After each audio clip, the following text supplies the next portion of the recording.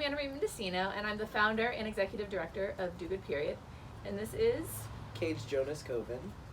And who's also a board member of Do Good Period, and we're going to talk about periods today. Yeah. All right, so. I'm sure you can, hold it. It's fine. She's got her very important interview questions. Okay, so how do you identify? So I identify as a man of trans experience, a trans man, trans masculine person. That's really it. Okay, so that kind of brings to two different points. So tell me about your conception of gender and sex. Okay, so the easiest way that I explain this when I talk to people is that gender is, between your ears, and your sex is your body, and there are more than two of both of those. Okay, so in gender, that's what you choose. Not necessarily. Sometimes you choose it, sometimes it chooses you. Okay, fair. But then sex is what biological you have. What makeup you have, what the doctor said when you were born, okay, what you were assigned.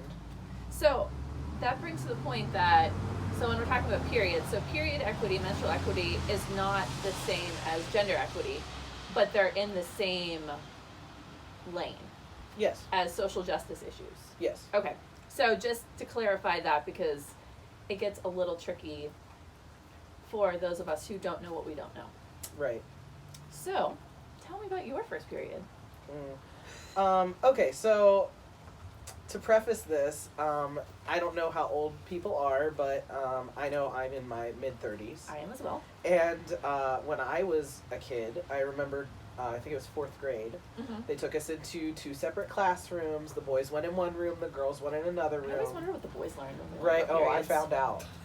So the video that they showed us was all about how you're going to be a crying yarn ball of emotion, basically. Yay! Right, and I remember in this video, this girl was staying over at her friend's house, and then she had her period in the middle of the night. That's what happened to me. See?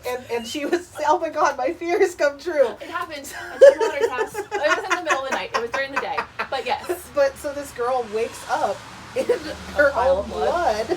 Yeah, just in her own blood, and she had to clean it up, and she was embarrassed. So my biggest takeaway from that was, this is going to happen to you. And you're going to be gushing blood. Exactly. And it was just this horrifying, thing. And then they gave us, a sample of some pads. Yeah, that were, and some deodorant. This big. Right? And some, you're where do I do this? These Barbie pads and some deodorant, and, I don't think we got deodorant. And that was it. I remember ours, it says pubic zone a lot, and I thought it said public zone. And for the long, I was like, why is this a public zone? This is not for public. And I don't know how old I was. I probably was in high school when I was like, oh, pubic. So it took me a very long time. I was like, I don't want anyone to see what's going on down there. But, okay, thank you. I will say, my first period, I've always had really irregular things. And so my first period was not until I was 19. Oh, wow. Yeah, and then I was very irregular, and the pain ranged from manageable to excruciating. So, and it would only happen maybe 5 or 6 times a year, but it was always every time. Ugh. So yeah. Mine's very regular. Well, that's great for you. It's very, yeah.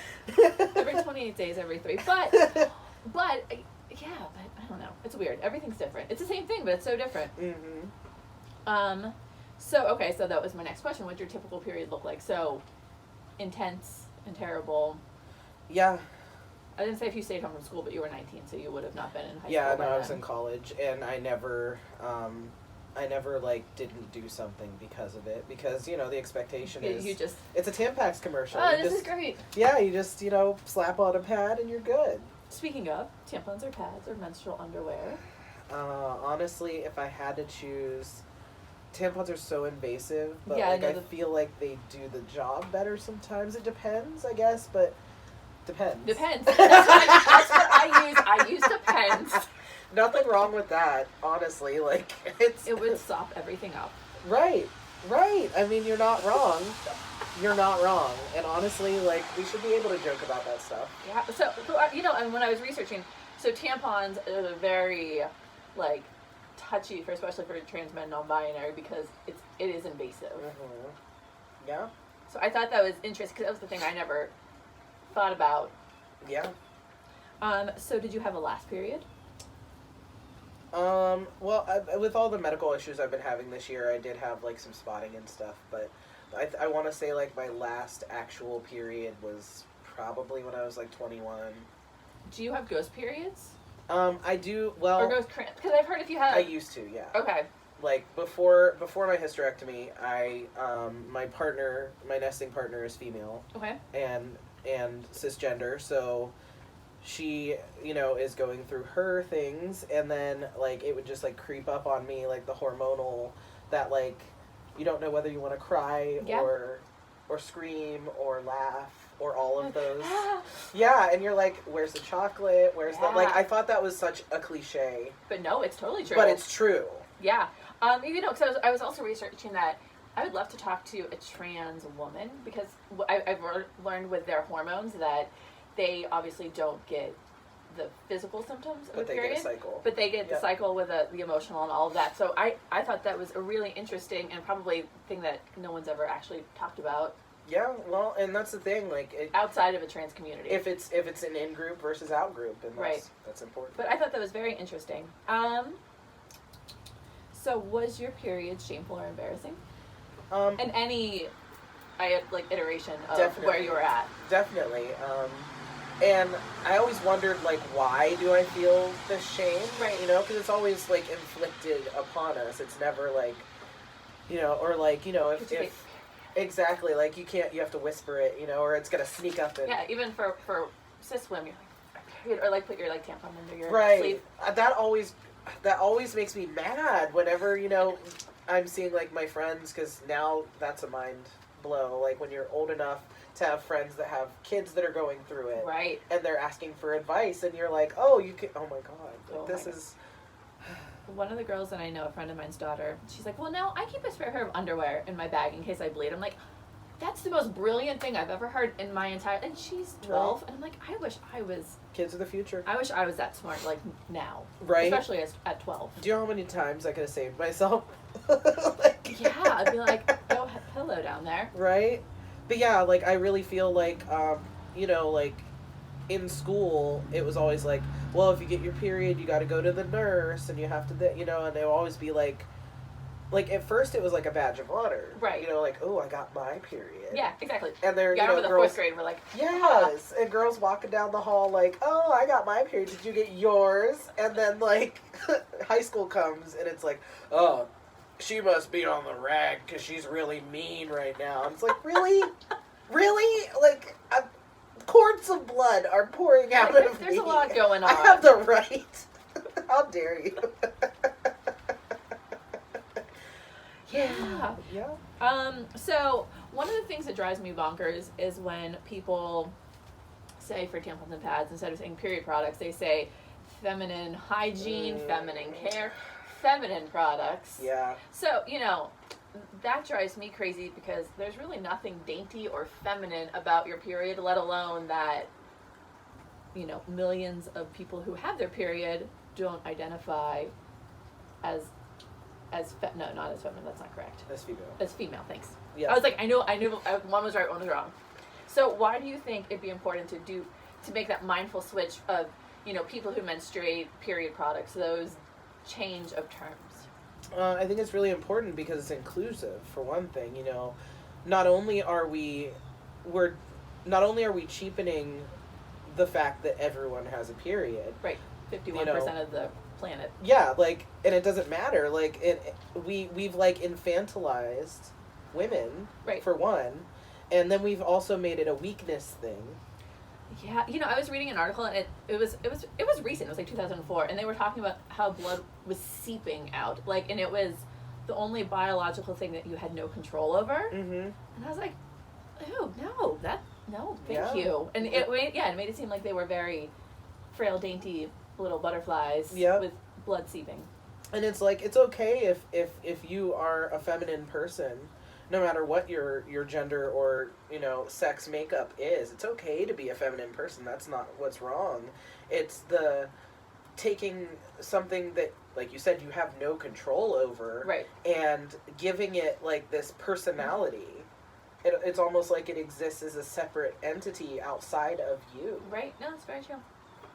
So that's basically why. So it's just Yeah, inclusive. It's just the right thing to do. So my next question is, how can we make period talk more inclusive to all those who have periods? Honestly, just... Or, I mean, actually all those in general, I suppose. Yeah, because like we've talked about this before, everybody should have a working knowledge.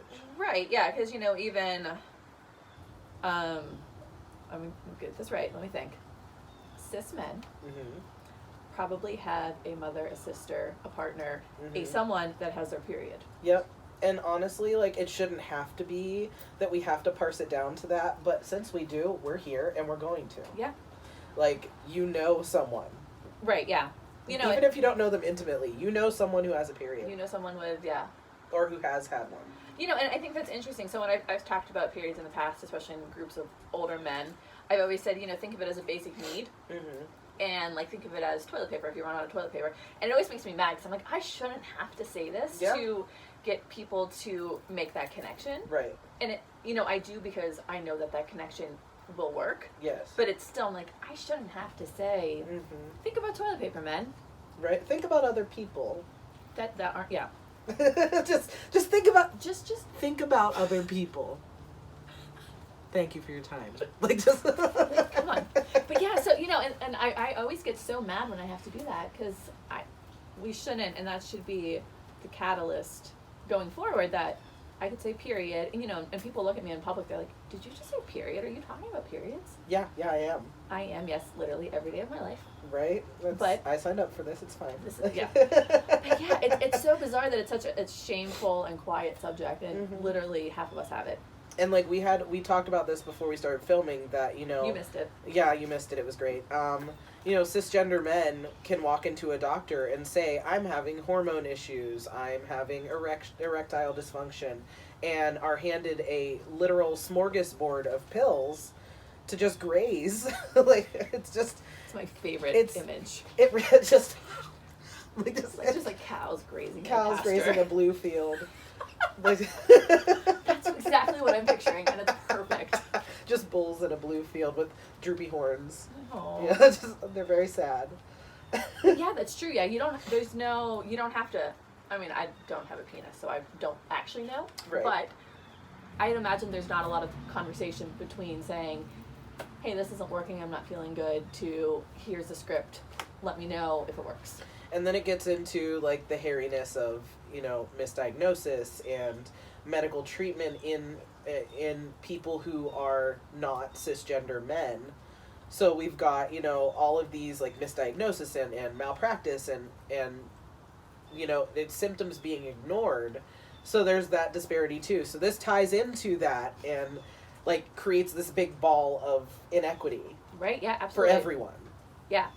Well, and that's the whole thing, that equity is, it's at the end of the day, it's more so a social justice and actually medical, equity issue, which is really interesting that I'm starting to think that the whole menstrual equity is not only, a social justice, but it's very much of a medical. It is. So it's really interesting. It's a crisis is what it is.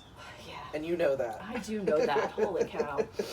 And I have one more question. Yes. Well, I have two more, actually. Yes. So what do you think should be included when, we kind of talked about this when you got the talk in 5th grade, what do you think could be included? I mean, I know that was a gajillion years ago. But what do you think could be included that would make kids that are trans, non-binary, even if it's in, like, an inkling in their head, how could it be more inclusive to everyone, other than having the boys have the period talk too? Right. I feel like, for one, it just needs to be a big discussion with everybody, and it needs to be treated not the way that we treat sexual education, because we know that ties into this too, and it's also a big, no, because some people talk about abstinence only. No ring, no thing, that's what I learned. Exactly, and it's like, and it's like, okay, so we want to talk about this thing that's a problem, but we want to talk around the thing. Right. So I feel like if we just have mindful conversations, like we had talked about, stuffing bags and having kids take home, like, here's some period products. Right, to make it a normal thing opposed to the talk, the big thing. Yeah, you know, it's interesting because there's so much talk about sex education and sex and all of this thing, but they miss that whole period part that literally is right around the corner. It's the same. It's literally before you get to, like, the baby, scary, you're going to have a baby part. Right. You kind of have to talk about that. Yeah, you know, there's a study that was recent that only 21% of American kids learned about period education in school. Yeah. Which is absurd. Yeah. Can you imagine being a kid and just being like, what is going on? Why is there blood? Yep. And, you know, even if you learn, that's still a shock, no matter how you identify. Yeah. So, one more question. Sure. What would you tell yourself when you were learning periods in 5th grade? Looking back. I would probably, honestly, like, I'd be like, so self, this thing's gonna happen. It's not a big deal. That's true. Other people are going to make it a big deal, but it's not. It's not like a welcome to womanhood. That's not the thing. Like, that's not what it is. It's a natural thing that you cannot control. The seepage. Of blood. You know, I don't know why like, I keep on doing seepage. Like, because that just what's happening. Just seeping. It's just, imagine, like, that's just... Well, yours is much prettier than my seep. Well, my period is more beautiful than yours. Is that what you're saying? Yours is just plump down. Just throw some chocolate at her, she'll be fine. Okay, I'm good now. But no, to go back to what you were saying about feminine hygiene, I want to go back to that. Yeah. That whole thought that, like, you're unclean. Right. And like being on your period is like unholy and like all this, and it's like, okay, even to remove religion from it. Right. Unclean for something your body does. And it's a self-cleaning organ, so I don't want to hear it. Yeah, absolutely. And the pushing of, like, douches and feminine wash. No, when your body's doing what it's supposed right, to do. and like, no, it's not supposed to smell like a flower. I'm just saying, it's not.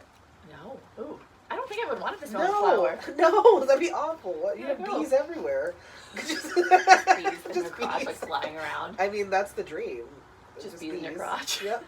That way, if people ask, you know, what do you have in your pants? Bees. Bees, my favorite. You know, mostly this bees. This is what it is. some honey, you know. So, is there anything else that we didn't talk about that you want to talk about?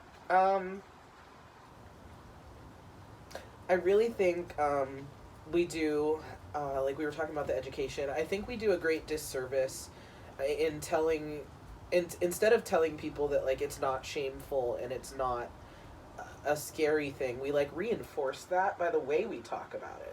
You know, like, yeah, like you said, like, we whisper it. Like if you say it, it's going to cut, like, Bloody Mary. Like, that's literally Three times in the mirror. 3 times in the mirror, period. Ah! Like, it's just gosh.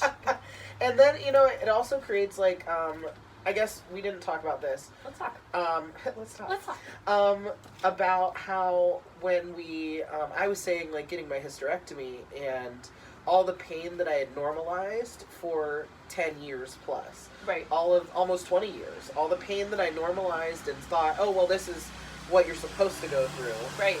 And living in constant pain. Right, and not going to the doctor because of not just being trans, but being afraid to be told that I'm wrong. Crazy and that nothing's wrong. That I'm crazy and nothing's wrong, but, like, that happened, you know? Right. And it happens to how many of us, and we don't talk about it. Right, yeah, because everything, you know, you just suck it up and... Yep, you just suck it up and do You don't have it. any grazing fields of blue pills. Nope, no grazing fields of blue pills, just big, sad, pink pills that are hard to swallow. You can't even chew them. Can't put them in applesauce. Like, just these giant pink capsules. Yeah, that is crazy. Yeah, that it's expected to be like, it's fine, it's going to be painful, but yeah, let's roll with it. The pink pill, that's what it is. Like, it's just... Wow. Well, this was great. It was. I'm so excited we got to chat. I hope you enjoyed it. Yeah, I hope you liked it. All right.